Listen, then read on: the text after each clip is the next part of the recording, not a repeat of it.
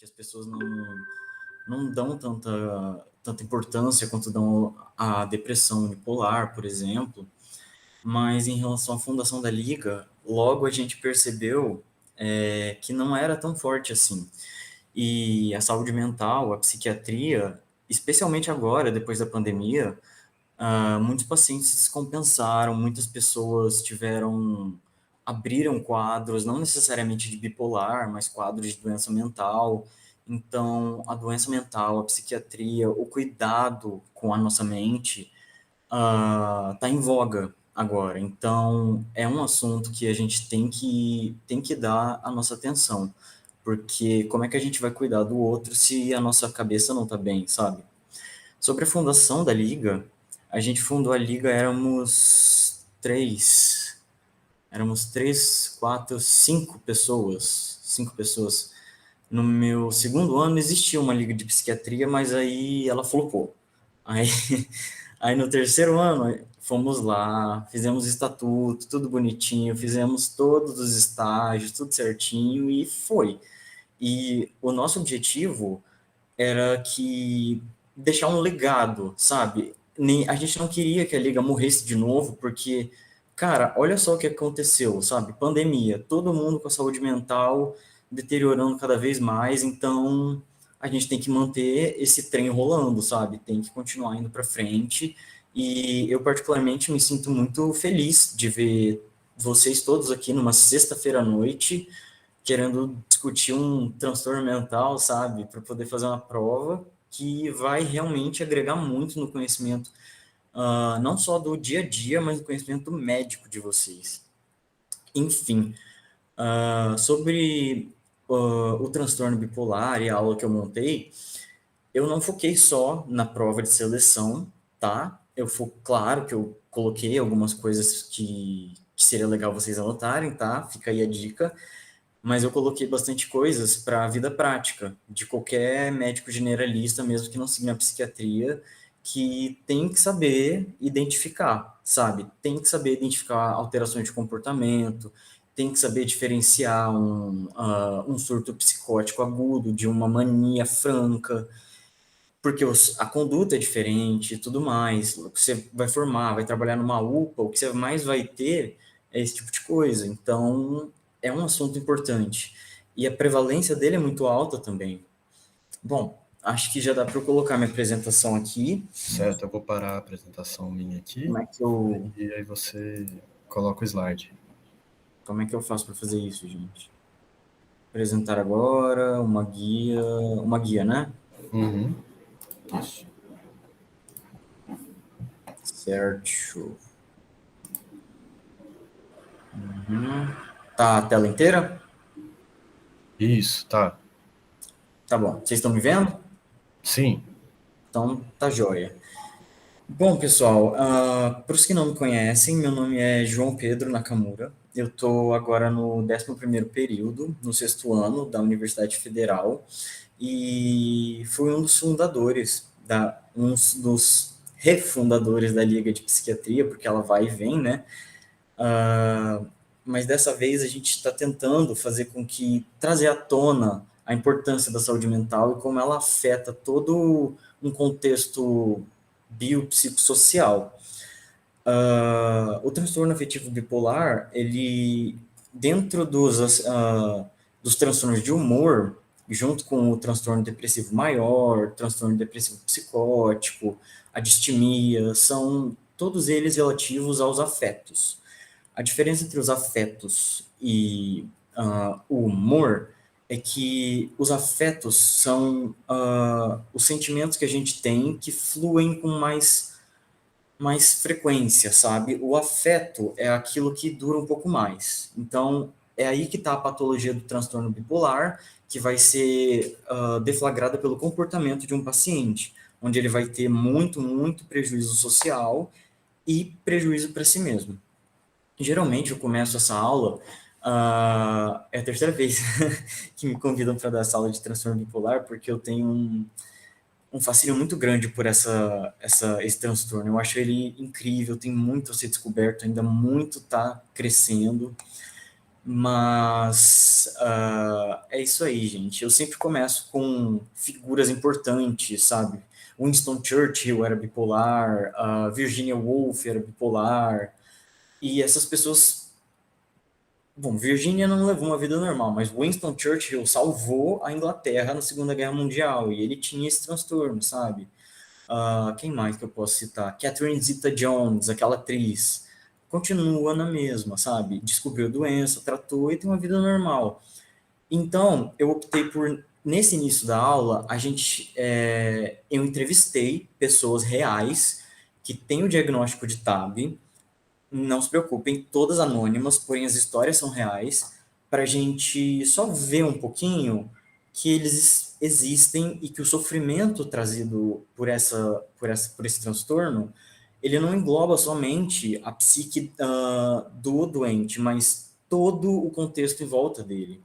Então, vamos lá. Nesse primeiro caso, eu conversei com MHBS, de 33 anos, que é um fisioterapeuta infantil. O que o MHBS me contou? Ele sentia uma sensação de poder, super produtividade, dormia muito pouco, mas não era insônia, isso é importante da gente diferenciar. Ele ficava super produtivo, ele tinha uma sexualidade extremamente aflorada, era muito bom ficar em mania, sabe? Muito bom mesmo. Só que ele também mencionou que foi um período crescente na vida dele e depois ele entrou em 2 anos de depressão. E aí é que foram feitos o diagnóstico de transtorno afetivo bipolar, sabe? E depois que ele entrou em tratamento, ele está em eutimia, feliz e levando uma vida normal. E é isso que a gente tem que mostrar, que as pessoas que têm transtornos mentais podem e devem seguir uma vida normal. Vamos ler um pouquinho do que ele diz? Isso é um depoimento que ele mesmo escreveu. Em mania, o mundo fica acelerado, você parece ter controle sobre tudo, fica seguro, criativo, confiante, até com superpoderes. De repente, algo se rompe e você afunda na depressão. Insegurança, tristeza, falta de vontade de fazer tudo o que fazia, dificuldade de falar, de se expressar, sem vontade de tomar banho e tudo mais. A crise de mania durou 5 dias, a depressão, 2 anos. Há 6 meses estou eutímico, medicado, feliz e levando a vida. Não é muito bom isso, gente. Um paciente que foi diagnosticado, está em tratamento, ele está usando lítio, que é um estabilizador de humor, o aripiprazol, que é um antipsicótico, e a bupropiona, que é um antidepressivo. Mais para frente a gente vai falar da combinação dos fármacos, psicofármacos, do que a gente deve usar, do que não deve usar. Mas o que importa é que esta pessoa está vivendo uma vida normal. E é isso aí. Esse segundo depoimento é um pouco mais emotivo, porque JSB, de 28 anos, é médico hoje em dia, mas durante a faculdade ela recebeu um diagnóstico errôneo de depressão unipolar e ela me relatou que ela sempre sentia muita irritabilidade, sabe? Sempre aqueles sintomas clássicos de depressão, anedonia, tristeza que perdura por mais de 2 semanas, falta de cuidado, falta de higiene pessoal, mas ela também trazia uma irritabilidade muito grande, uma coisa que afastava ela do meio social, o que prejudicava ela do meio profissional, até que uma colega de quarto dela, isso ainda na época da faculdade, comentou: será que você não tem, Jota, traços bipolares? E ela, sei lá, né? Aí procurou uma psiquiatra, conversou com ela e chegou a começar a pensar nesse diagnóstico de transtorno bipolar.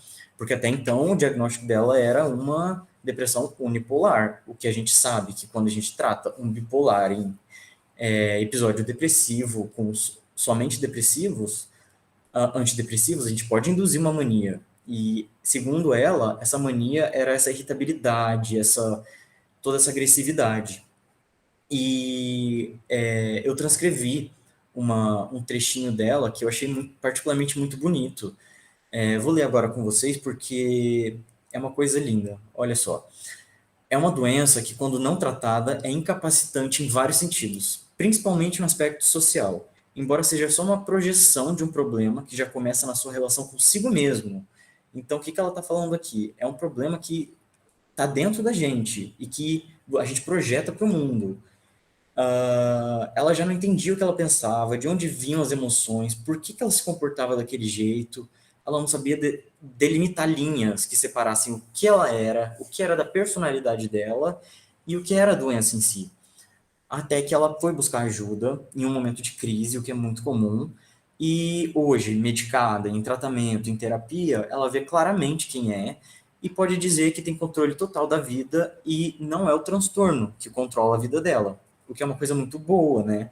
Uma pessoa, assim, uma médica que tem um transtorno bipolar tendo uma vida normal. Então, temos que ter mais atenção para esse âmbito de doenças.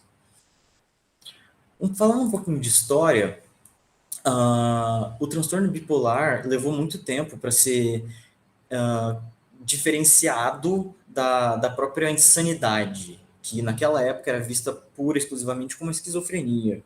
No século XIX, no Hospital Salpêtrière, em Paris, as pessoas não tinham muito bem esse diagnóstico, tanto que as mulheres eram histriônicas, ístrios, vem do útero, só mulheres podiam ficar loucas e aquela coisa toda, até que esse cara aqui, Jules Beilager, fundou esse termo, insanidade de dupla forma. Ele já começou a perceber esses episódios que têm duas polaridades. Já começou a entender isso. O Jean-Pierre Fauré já rebatizou isso de insanidade circular, com períodos de pico e remissão e fases assintomáticas. Então, ele já caracterizou um pouquinho melhor. Isso tudo sem tratamento, tá, gente? Uma pessoa bipolar sem tratamento.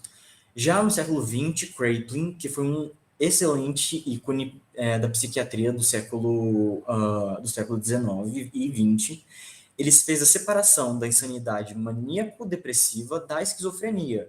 Então, foi aí que ele falou que a esquizofrenia era uma coisa e o transtorno bipolar era outra, o que mudou completamente a nossa forma de enxergar essas duas doenças.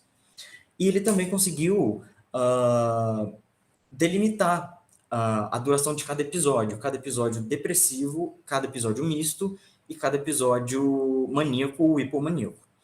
Já no século XX, o DSM-4 postulou a aceitação e o estabelecimento de critérios diagnósticos e tratamento para o TAB, incluindo episódios mistos. Então, basicamente, a gente colocou essa doença mental, esse transtorno mental, como realmente ele é, porque ele existe. E é isso que esse pessoal fez nos séculos anteriores. Introdução. Sobre os transtornos de humor. São alterações patológicas do humor, cognitivas e psicomotoras. Que, como eu falei antes, o humor e os afetos são coisas diferentes. Os afetos são o jeito que você é, só que de um jeito mais longo. O humor é de um jeito mais curto. Dentro dos transtornos de humor, os carros-chefes, assim, maiores representantes, são o transtorno bipolar e os transtornos depressivos unipolares, sejam eles transtornos depressivos psicóticos, atípicos e por aí vai. O pico de incidência do transtorno bipolar é desde a adolescência até o início da vida adulta. É uma doença do adulto jovem, a gente sempre lembra disso. E não poderia ser diferente, o transtorno bipolar tem maiores taxas de suicídio do que outras comorbidades, outros transtornos de ordem psíquica. A epidemiologia do espectro bipolar é de 1%, o que, se você parar para pensar, é muito alta. Se você está numa sala de aula com 100 alunos, uma delas, pelo menos, tem transtorno bipolar, seja ele diagnosticado ou não. Dentro disso, a gente consegue classificar o transtorno bipolar a partir do quadro clínico dele. TAB tipo 1, TAB tipo 2, mas vai até o TAB tipo 6, sabe? Mas o que a gente mais costuma ver é o TAB tipo 1 e o TAB tipo 2, que mais para frente eu vou esmiuçar um pouquinho melhor para vocês. Tá certo. A definição do transtorno afetivo bipolar é essa alternância entre episódios depressivos e maníacos ou hipomaníacos. E aqui é o que eu queria falar para vocês. O TAB do tipo 1, ele tem episódios depressivos leves que alternam com a mania. A mania, já vou dar um spoiler. A mania, diferentemente da hipomania, apresenta sintomas psicóticos. Já a hipomania não. A hipomania não vai ter alucinações nem delírios. E a ciclotimia, que é mais difícil de diagnosticar, porque são sintomas mais brandos, que levam anos para trocar, para fazer a virada. E o TAB de ciclagem rápida, que cicla muito mais rápido e é um diagnóstico diferencial importantíssimo com transtornos de personalidade do cluster B, por exemplo, antissocial, borderline, narcísico, e por aí vai. A prevalência, como eu já tinha comentado, diferente da depressão unipolar, ela atinge tanto homens quanto mulheres. Talvez a maior incidência de episódios depressivos e mistos se dê nas mulheres, pelo fato delas buscarem mais ajuda do que os homens. Os episódios maníacos estão mais presentes nos homens do que nas mulheres, mas é uma prevalência equimodal, por assim dizer. Tá. E de onde que vem essa doença? Como que uma pessoa pode, uma hora tá bem, uma hora tá mal, uma hora tá tendo delírios e alucinações? Por que que ela tem isso? A primeira teoria é a predisposição genética. A história familiar para qualquer tipo de doença mental pode predispor para um tipo de bipolaridade. Tem um artigo que cita que as células do sistema límbico de alguém que é bipolar tem menos telômeros, tem alterações na astroglia, tem alterações nos macrófagos, tem alterações nas mitocôndrias e especificamente na síntese de DNA. Os transdutores humorais, a concordância de gêmeos monozigóticos é bem alta. Se um gêmeo monozigótico vai desenvolver transtorno bipolar ao longo da vida, a chance de do irmão dele desenvolver é de 70%, de 50% a 70%. E os locks genéticos são múltiplos, não é só um pedaço da cadeia de DNA que vai dizer se uma pessoa é bipolar, são vários, é quase que uma epigenética. E temos as alterações neurobiológicas, que, como eu comentei, no sistema límbico, alterações funcionais, as monoaminas, a regulação do sistema, e tudo isso vai entrar para gerar um transtorno afetivo bipolar. E o que vai desencadear esse transtorno bipolar? Fatores ambientais, estressores, drogas, qualquer tipo de... é como se uma doença tivesse ali em latência e um peteleco bastasse para começar a produzir proteínas no meio intracelular para expressar essa personalidade dessa pessoa. Basicamente isso, mas ainda é um assunto muito controverso e muito dentro do campo da psicologia, basicamente, e da psicopatologia. Já o quadro clínico e o diagnóstico, como é que a gente vai fazer o diagnóstico de... Não, vou falar primeiro da depressão. A depressão maior, como o Gabi falou ontem, unipolar, a gente tem 2 critérios que são obrigatórios, que são a anedonia e o humor deprimido por mais de 2 semanas, e precisamos de pelo menos 4 sintomas vegetativos, como redução cognitiva, aumento de peso, perda de peso, hipersonia, insônia e tudo mais. Já na depressão bipolar, ela pode se assemelhar muito com uma depressão maior unipolar, mas ela tem uma tendência a puxar mais para o subtipo de uma depressão atípica.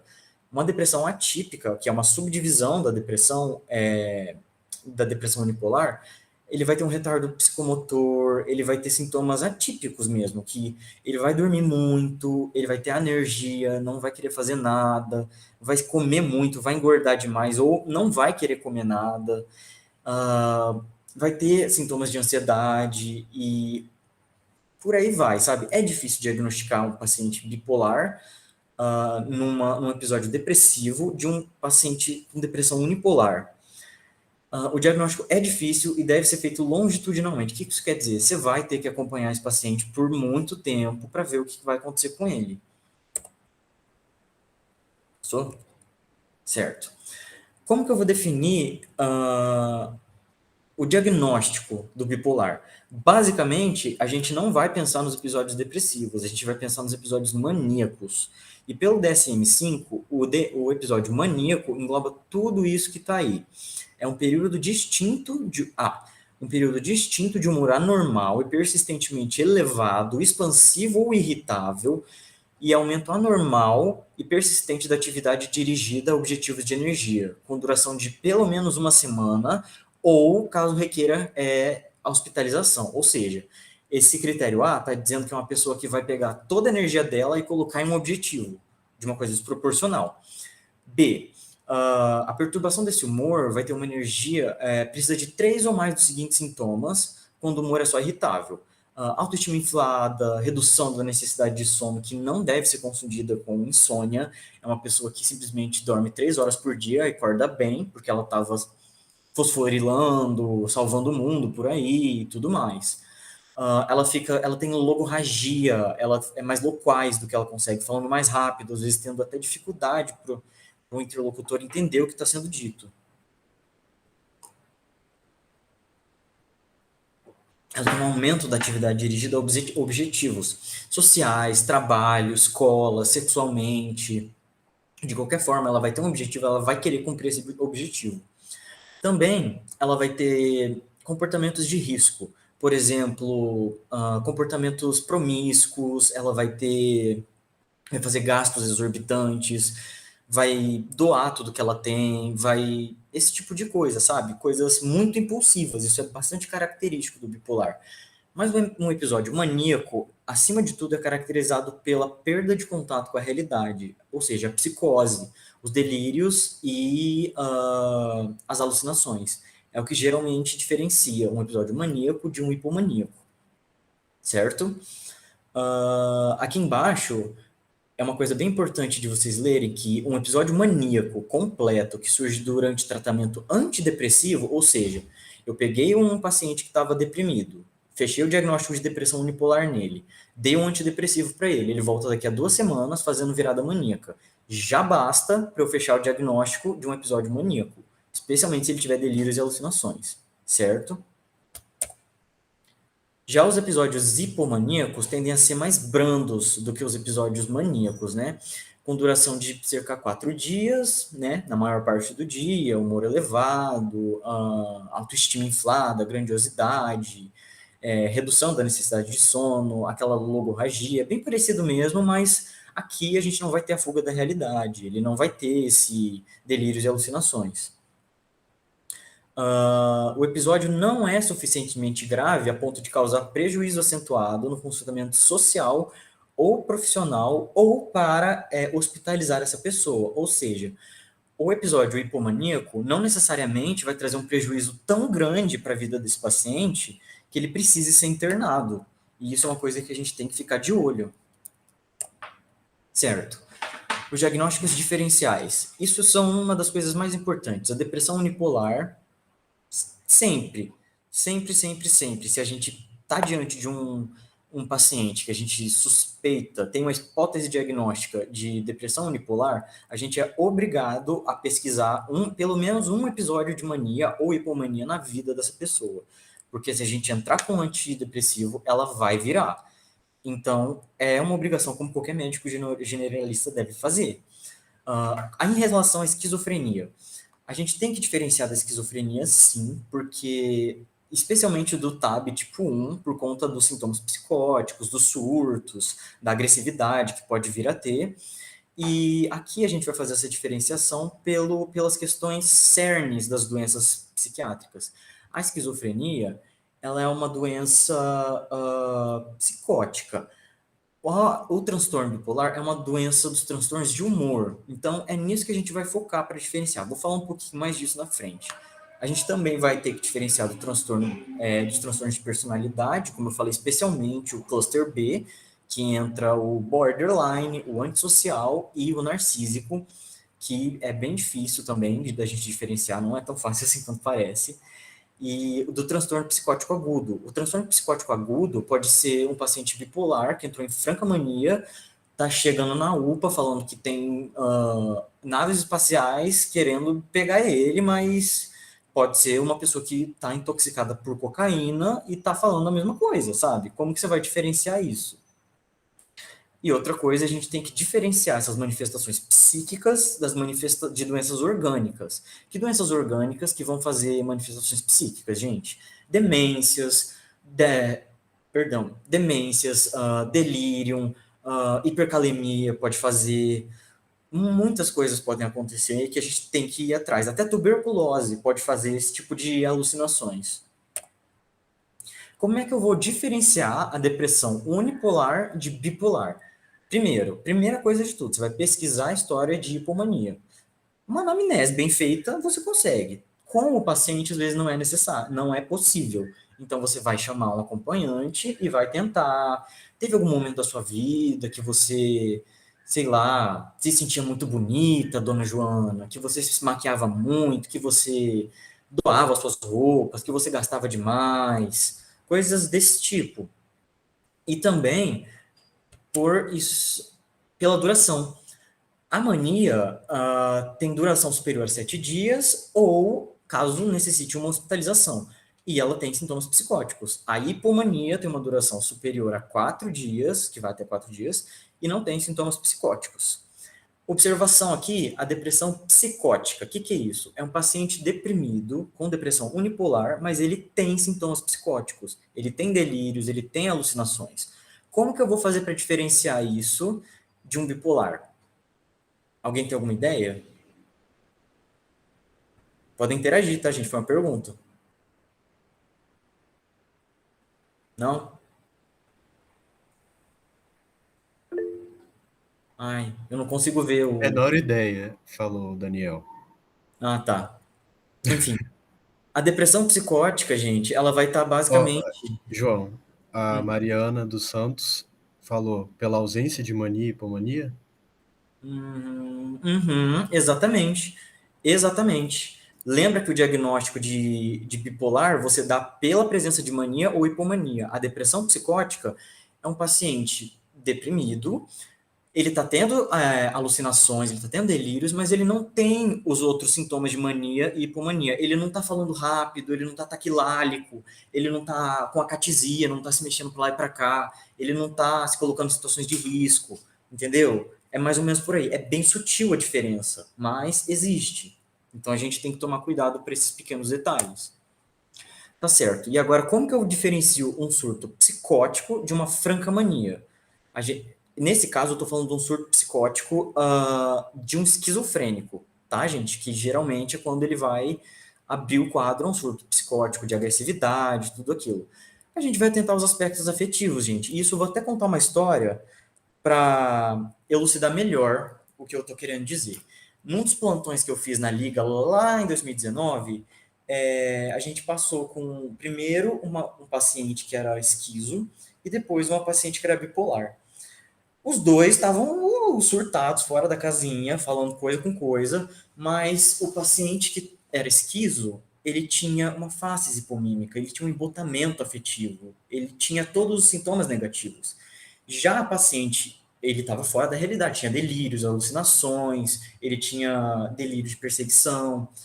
Já a paciente bipolar, ela ria durante a consulta, depois começava a chorar, ela era envolvente, sabe? De um dia, e ela falava, ela tinha delírios também, os ETs vão atacar minha casa, os italianos querem roubar minha descendência brasileira, mas ela ria, chorava, raspei minha cabeça, entendeu? Esses são os aspectos afetivos, por isso que é um transtorno do afeto. Isso é uma coisa muito importante da gente lembrar. Aí, mania bipolar. A mania bipolar tem alteração de senso-percepção, que são os delírios e alucinações, como tem a psicose esquizofrênica.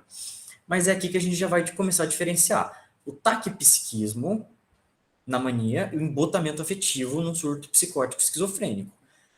O bipolar vai ter labilidade emocional, ele vai chorar e rir na mesma consulta, enquanto que o esquizofrênico vai apresentar mais picos de agressividade, pobreza de fala e vocabulário, tem um declínio cognitivo, ele tem um comportamento bizarro, ele vai se vestir diferente. A mania bipolar tem fuga de ideias, você pergunta A para ele, ele responde B, você pergunta por que você raspou sua cabeça, aí ele vai dizer, porque os ETs já iam fazer isso mesmo, então eu mesma fiz, sabe? Esse tipo de coisa. E a prodigalidade é quando ele simplesmente sai dando tudo o que ele tem. O esquizofrênico não tem isso. E a consciência de morbidade, isso é muito importante. Num bipolar, é mais comum que ele não tenha consciência de morbidade. Ele não sabe quando ele está entrando em mania. Já o esquizofrênico, ele sabe da doença dele, ele tem consciência, ele sabe, ele entende. Já o bipolar, não. O bipolar acha que está tudo bem. Quando ele está nesses períodos, nessas crises, nesses episódios maníacos. Aqui eu usei para ilustrar um pouquinho mais a labilidade emocional da mania bipolar e o surto psicótico. Vocês podem ver, né, embotamento afetivo, o Tarso da novela, que foi uma atuação sensacional, é desse jeitinho mesmo, o esquizofrênico. Já, isso aí eu peguei de Black Mirror, mas não tem nenhum comprovamento de que ela era bipolar. Eu só peguei isso porque a labilidade, ela tá rindo e tá chorando, gente. Sabe por quê? Não sei, mas tá.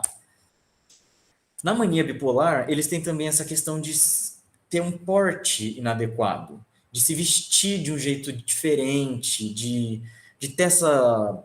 Se maquiar para ir na consulta, se maquiar para ir no supermercado, de um jeito exacerbado. Até que ponto isso é normal? Inclusive, essa da Anne Hathaway aí é uma indicação que eu vou passar para vocês depois, para quem gosta de série, porque é uma das melhores representações de séries de transtorno bipolar de ciclagem rápida que eu já vi na minha vida, sério. E o surto psicótico é aquela coisa, o descuido pessoal, a pessoa já tem um declínio cognitivo, e por aí vai. O tratamento. Para a gente tratar, o objetivo principal é chegar na eutimia. O que é a eutimia? Eutimia é a remissão dos sintomas. A gente quer reintegrar a funcionalidade desse paciente nas atividades de rotina e reinseri-lo no meio social que ele foi, né, perdendo contato. O tratamento, ele é medicamentoso, mas ele também é multidisciplinar. Inicialmente, ele tem a fase aguda, depois a continuação e a manutenção. Na fase aguda, a gente vai entrar com medicamentos que visem diminuir a sintomatologia desse paciente. Na continuação, a gente vai tentar aumentar os benefícios que ele vai ter com esse medicamento, e a manutenção a gente vai reduzir as recaídas e ajustes de dose. E a psicoeducação, porque a doença mental, ela não é uma doença que vai atingir só o doente. Ela é para todo mundo sofre junto. Então, a primeira pessoa que tem que entender essa doença mental é o próprio paciente. O resto, a família, os amigos, todos têm que entender isso, que uma doença mental tem que ser tratada por um viés múltiplo, sabe? Por isso a multidisciplinariedade, que entra com terapia, a gente vai entrar com terapia ocupacional, e mesmo a família, né, gente? Pelo amor de Deus. Terapêutica. Aqui eu coloquei algumas drogas que a gente pode usar, né? Os estabilizadores de humor, que são o carro-chefe, antipsicóticos, anticonvulsivantes e até antidepressivos, dependendo do caso. Psicoterapia, que é essencial, e a psicoeducação, novamente. E eletroconvulsoterapia é reservada para casos extremamente graves ou refratários à terapia anterior, né? Dos estabilizadores de humor, o mais comum é o lítio. Dos antipsicóticos, geralmente a risperidona, que é de segunda geração, e o anticonvulsivante tupiramato. Todos têm vários efeitos colaterais, mas vamos fazer o quê, né? Eu queria trazer um adendo bem especial para o lítio, porque além dele ter sido o primeiro estabilizador de humor, ele tem uma taxa de prevenção de suicídio no bipolar muito boa, mas ele tem algumas peculiaridades que merecem nossa atenção na hora de prescrever. Por exemplo, ele tem uma taxa terapêutica muito estreita. Ela vai de 0,5 a 1,2 mEq por litro no sangue do paciente. Então, a gente tem que dosar essa litemia, porque senão ele vai entrar em intoxicação. Ele pode aumentar os efeitos colaterais, que aí a gente vai ter poliúria, polidipsia, tremores de mãos, diarreia, náuseas, e pode evoluir até para uma intoxicação, fazendo insuficiência renal aguda, hipotiroidismo, ataxia, ele pode fazer diabetes, diabetes, como é que fala, gente? Insípidos, diabetes nefrogênicos insípidos convulsões, tudo isso pode acontecer porque ele está intoxicado com lítio.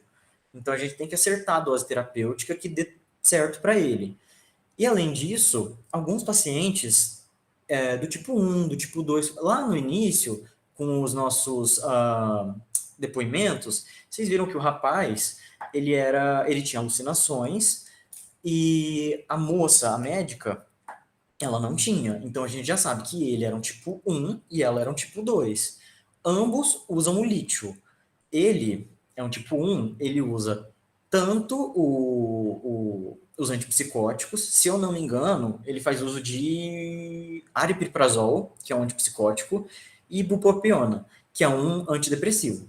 Já a doutora, ela faz uso de lítio e de topiramato, que é um estabilizador de humor também, ou um anticonvulsivante. Então, varia muito, né? A gente tem essa possibilidade de associar um estabilizador de humor, um antipsicótico e um antidepressivo para alguns pacientes. O que você não pode fazer e nem deve é tratar um bipolar unicamente com um antidepressivo, porque ele vai virar, obviamente.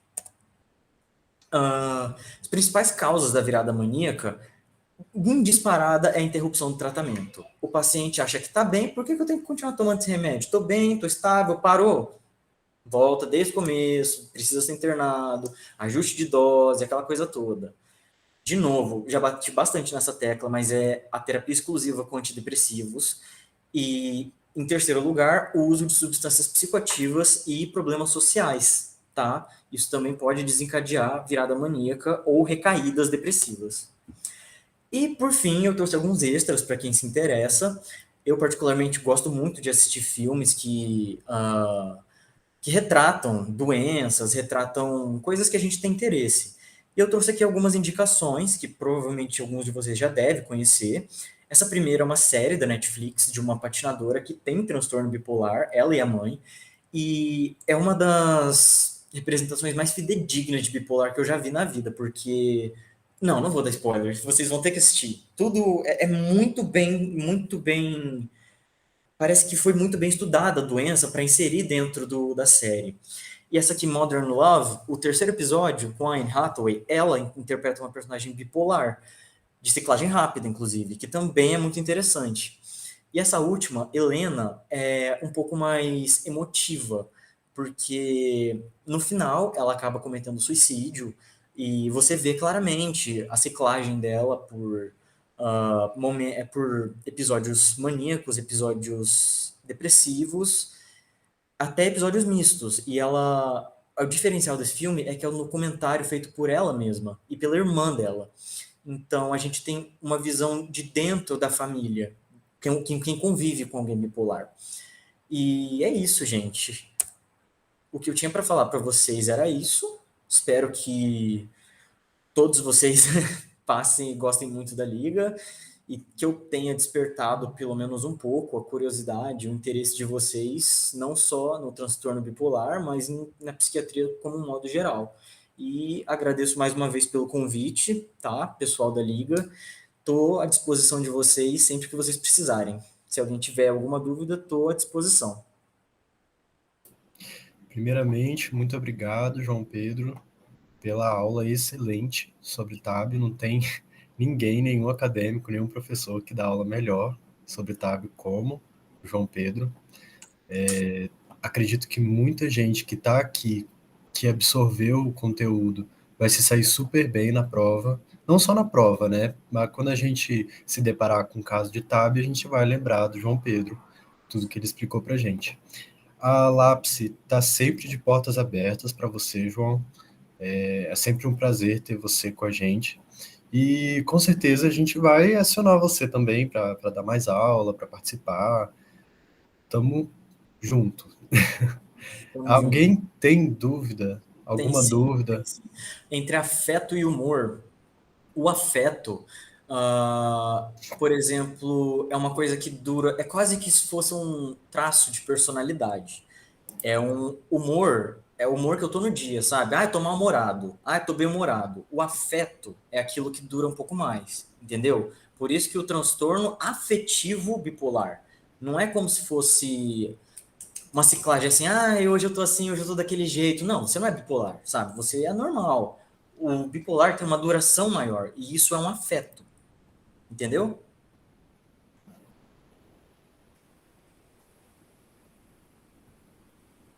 Ó, outra pergunta, da Mariana. Uma das diferenças entre transtorno de personalidade borderline e bipolaridade é a duração dos momentos na alteração de humor, ou não? Sim, sim, com certeza. Num transtorno de personalidade borderline, além da gente ter muitas outras características, que daí a gente pode citar a autodestruição, sentimentos de vazio crônico, ah, é, o, Impulsividade. o risco de se colocar em situações de risco com muita frequência, mas sim, o borderline tem essa. O bipolar tem uma labilidade emocional. O que é isso? Labilidade emocional é quando ele muda de humor, mas não tem uma causa definida, sabe? Já o borderline, ele tem uma causa definida e o nome disso é instabilidade emocional. É um termo diferente. O border, ele tem instabilidade emocional. Por exemplo, uh, enquanto o bipolar, ele vai rir e chorar e não vai te saber te dizer por que que isso aconteceu, o border, ai meu Deus do céu, terminei com a minha namorada, vou bater o carro, sabe? Você tem uma causa que conseguiu ver. Deu para esclarecer mais ou menos a sua dúvida ou não? Entendi sim, tudo certo. Então tamo junto. Alguma dúvida mais? Vamos aproveitar o João, hein? Mais alguém? Mais alguém? Mais alguém? Dou-lhe uma, dou-lhe duas. Bom, acho que não tem mais pergunta. Tá. Certo, então, gente, foi um prazer estar aqui de novo com vocês, viu? Eu espero que a Liga seja um grande legado para a nossa universidade, que ela não morra, porque realmente a gente precisa nos atentarmos mais à saúde mental e saber manejar, porque muitas pessoas não sabem nem como conduzir uma tentativa de suicídio numa UPA. E não é esse tipo de médico que a nossa universidade quer formar, certo? Então, tenho muito orgulho de vocês por estarem aqui numa sexta-feira à noite, podendo estar bebendo uma cerveja, mas me escutando, esse cara chato, sabe, falando de uma doença. E é isso aí, galera. Boa sorte na prova. Espero que vocês curtam muito o estágio e aprendam demais. Qualquer coisa, qualquer dúvida, tô aqui. Se alguém tiver interesse em ler alguns artigos, eu tirei, eu tinha colocado alguns artigos para mostrar para vocês, mas eu tirei porque ia ficar muito longo. Enfim, é isso aí, gente. Só tenho a agradecer e desejar muito sucesso para vocês todos. Gente, vocês viram como a teoria foi legal, a parte teórica. Agora a parte prática, a coordenação tem preparado bastante coisa legal. Rede de atenção diversa, sabe? Centro de especialidade médica, UPA, UBS, o ambulatório. Então vocês vão ter bastante contato com isso. Com a rede de atenção à saúde mental. Então eu espero que quem se inscreveu consiga passar e, quando passar, aproveite o máximo os estágios e as partes teóricas também, que não vai ser só psiquiatria, vai ter psicologia, vai ter psicanálise, serviço social. A gente vai tentar integrar várias matérias juntas para que a gente saia, mesmo que clínicos gerais, de uma forma mais humanizada, né? Uma forma que agregue mais sobre a saúde mental. Certo? Mais uma vez, muito obrigado, João Pedro. Acho que tem mais uma dúvida aqui. Tem. Só um segundinho. Acho que eu vou até Pode. checar o Spinning Out. Assista Spinning Out. Assista, porque ela é muito boa. Pena que foi Gente, cancelada, mas ela é boa. eu vou falar um negócio para vocês. Eu, antes de ser coordenador, eu era ligante. Na verdade, era candidato à Liga de Psiquiatria. E eu assisti a aula do João Pedro e ele falou do Spinning Out. E eu assisti, eu maratonei. Realmente excelente. É uma série muito boa que te prende e não tem como ilustrar mais do que essa série. Eles abordam a genética do transtorno afetivo bipolar, porque a mãe também tem, sabe?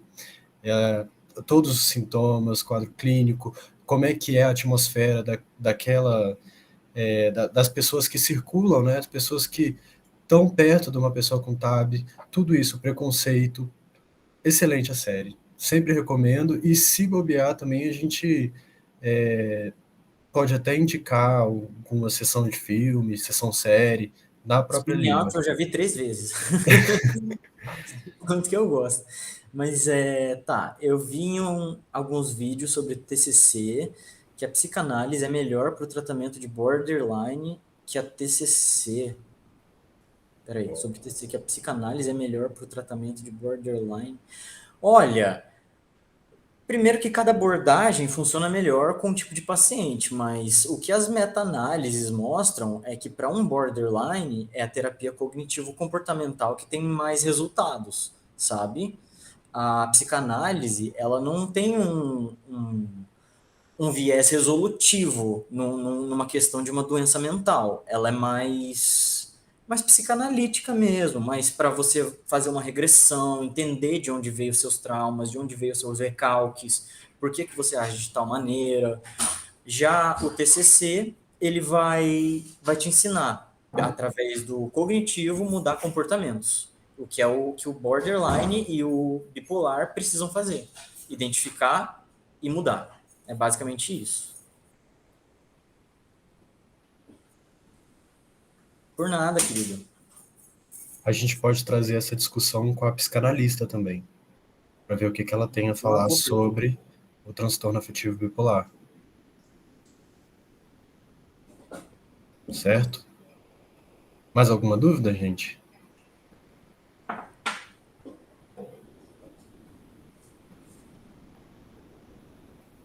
Não? Certo. Então eu vou acabar a aula aqui, vou fechar, parar de gravar, e a gente vai se ver então segunda-feira, às 6 horas, na sala 103. Cheguem um pouquinho antes, levem água, vão ser 2 horas de prova, 20 questões de marca X e uma discursiva. E a soma delas tem que dar 10, para quem gabaritar. Mas com a semana de revisão dá para gabaritar sim. Então é isso. Muito obrigado, João Pedro. Obrigado a todos que participaram. Até segunda. Valeu, pessoal. Valeu, Breno. Breno Márcio. Até Breno mais. Montino.